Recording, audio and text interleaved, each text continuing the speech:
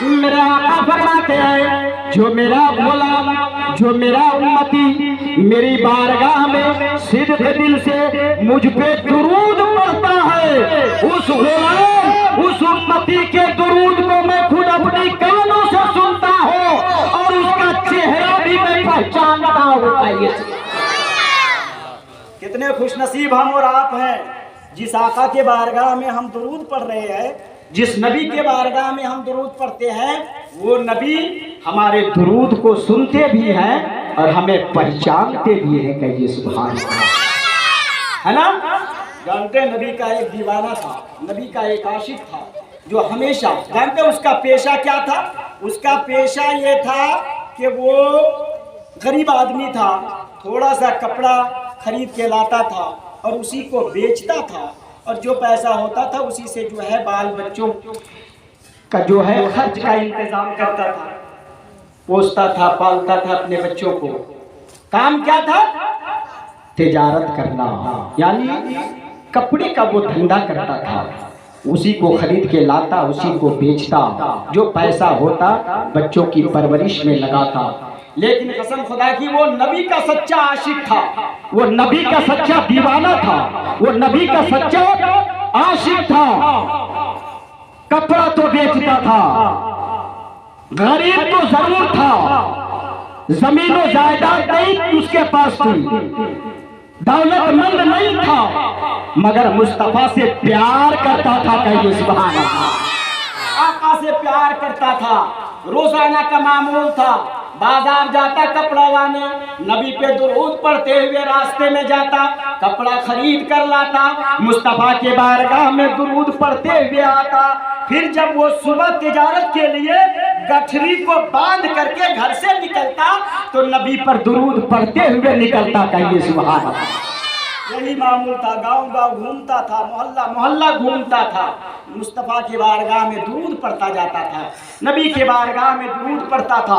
اگر کوئی کہتا کہ کپڑا دکھاؤ تو کپڑے کی گٹھری کو کھول رہا ہے مگر زبان سے مصطفیٰ پر درود پڑھ رہا ہے۔ کہیے سبحان اللہ، پڑھیں گے نا بھائی؟ پورا مجمع بولے یا رسول اللہ۔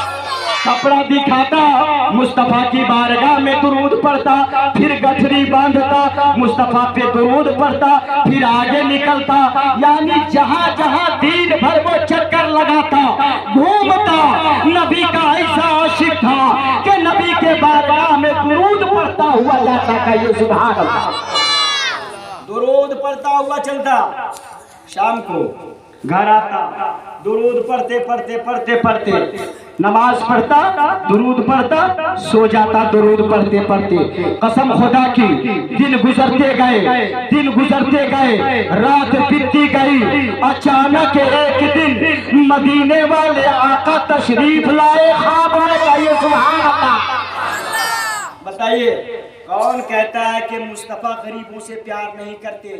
صرف بلڈنگ والے سے پیار کرتے میرے آقا؟ جس کے گھر میں ماربل اور ٹائلز لگا ہو اس سے میرے مصطفیٰ پیار کرتے؟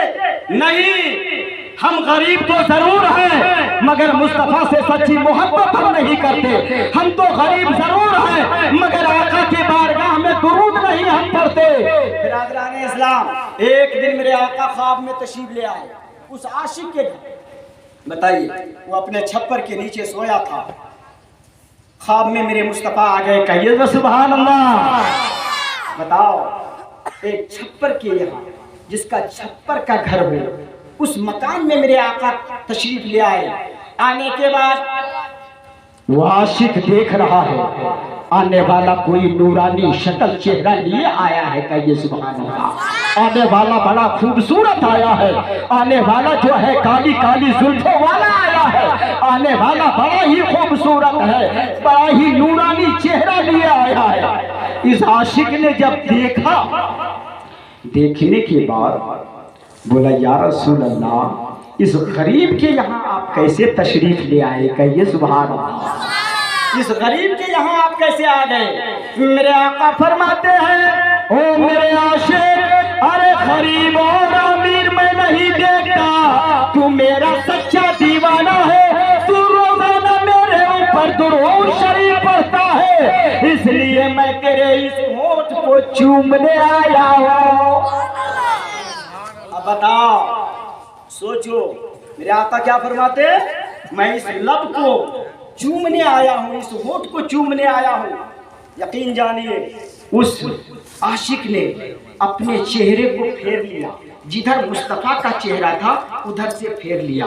मेरे आका धीरे धीरे धीरे धीरे सट गए और सटने के बाद बोला या रसूल अल्लाह, कहाँ एक गुनहगार का चेहरा, कहाँ एक गुनहगार का लब, कहाँ एक गुनहगार की जुबान, और आप जो है मेरे मुंह से अपने मुंह को लगाना चाहते हैं। आका के चेहरे से इन्होंने जैसे अपना चेहरा हटाया। मुस्तफा जाने रहमत सल्लल्लाहु अलैहि वसल्लम की जुबान लब सरकार का उस आशिक के गाल पे चिपक गया, और जब गाल पे चिपक गया तो मेरे मुस्तफा, मेरे आका फरमाते हैं, मेरे आका फरमाते हैं, ओ आशिक, मैं इसीलिए तुम्हारे यहाँ आया था। कहिए सुभान। जब मेरे आका ने बोसा लिया ना, वो आशिक जो है सरकार जब बोसा ले लिए, फिर सरकार जो है रुखसत हो गए, चले गए। वो आशिक जब बेदार हुआ, वो नबी का दीवाना जब उठा ना, उठने के बाद जो है से जब बेदार हुआ, अब वो क्या देख रहा है कि मेरा छप्पर वाला घर, मेरा मकान जो है खुशबू से मुअत्तर हो गया, खुशबूदार हो गया। यकीन जानिए फजर की अज़ान हुई।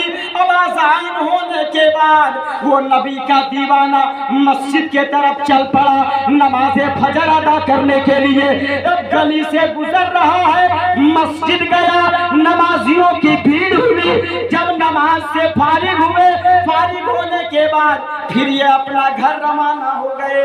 जैसे ही अपना घर रवाना हुए, मोहल्ले वालों ने कहा, ए फला सुन, तेरे पास तो खाने की भी औकात नहीं है, तू तो मालदार इतना नहीं है, मगर तू कौन से इत्र लगाए हो, कौन से खुशबू खरीद कर लाया है जो तेरे खुशबू से जो है पूरे लोग जो है मस्जिद में ये खुशबू फैल गई है। आखिर बता तू कौन सा इत्र खरीद के लाया है।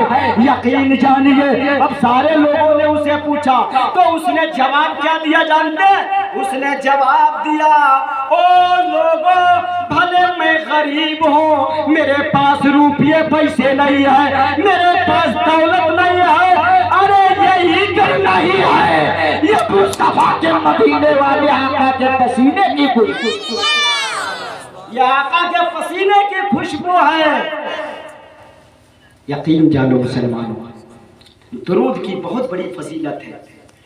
आप अगर उठते बैठते, रात में हम फिल्में देख के सोते हैं, 12 बजे 1 बजे रात हम मोबाइल पे जो है गंदी गंदी फिल्में देख के सोते हैं, तौफीक नहीं होती है कि अपने आका को याद करें, नबी के बारगाह में दुरूद पढ़ते पढ़ते सो जाए।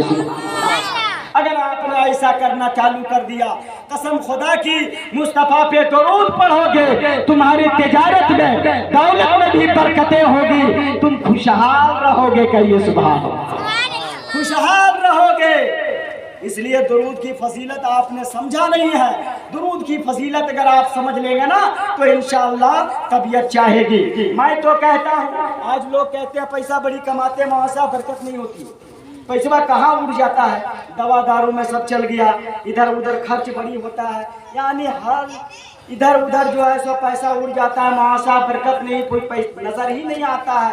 यकीन जानो तुम जो है अपना किरदार पहले सुधारो, अपना अमाल सही कर लो। अगर तुमने अपने अमाल को दुरुस्त कर लिया तो इंशाअल्लाह तुम किसी के मोहताज नहीं रहोगे, बल्कि जो है तुम खुद मुख्तार हो जाओगे। कहिए सुभान अल्लाह।